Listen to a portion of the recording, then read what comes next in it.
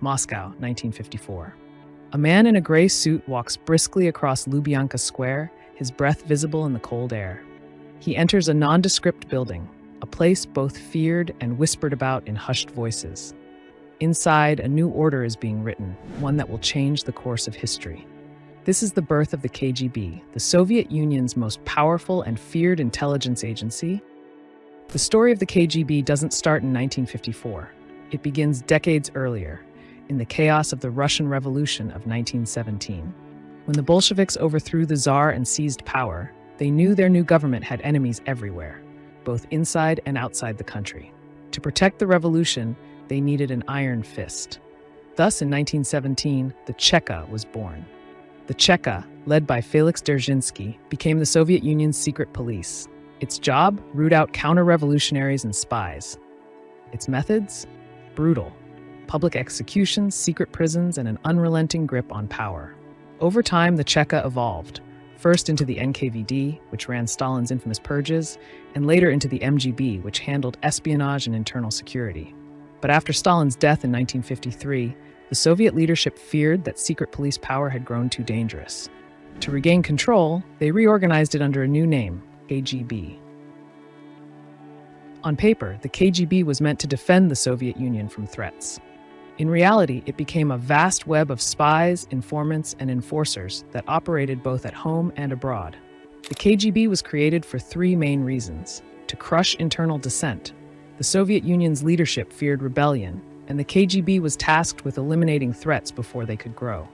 Dissidents, writers, and political opponents were often arrested, exiled, or sent to labor camps.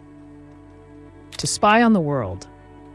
The Cold War was in full swing, and the KGB became the Soviet Union's global eyes and ears. It planted spies in Western governments, stole military secrets, and influenced foreign leaders. To control information.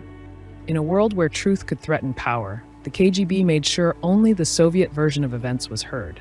It censored media, manipulated narratives, and even assassinated journalists. The KGB operated with ruthless efficiency. It trained elite agents in counterintelligence, sabotage, and psychological warfare. Some of the KGB's most notorious tactics included sleeper agents, deep cover spies who lived as ordinary citizens in foreign countries, sometimes for decades, gathering intelligence. Propaganda and disinformation, spreading false narratives to mislead enemies and control public perception. Covert assassinations. Enemies of the Soviet state, even those who defected abroad, were hunted down and eliminated. One infamous example was the poisoning of dissident Georgy Markov in London in 1978. Defection prevention. The KGB ensured that Soviet citizens, particularly scientists and military officials, could not flee to the West. Those suspected of disloyalty were either imprisoned or executed. During the Cold War, the KGB infiltrated governments and industries across the world.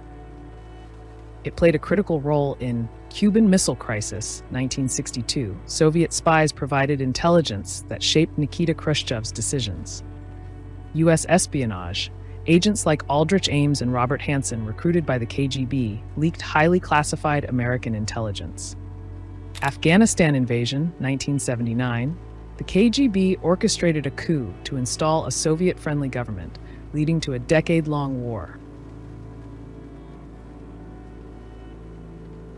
The KGB became one of the most feared organizations in history. From infiltrating the highest levels of the U.S. government to orchestrating coups in foreign nations, it shaped global events for decades.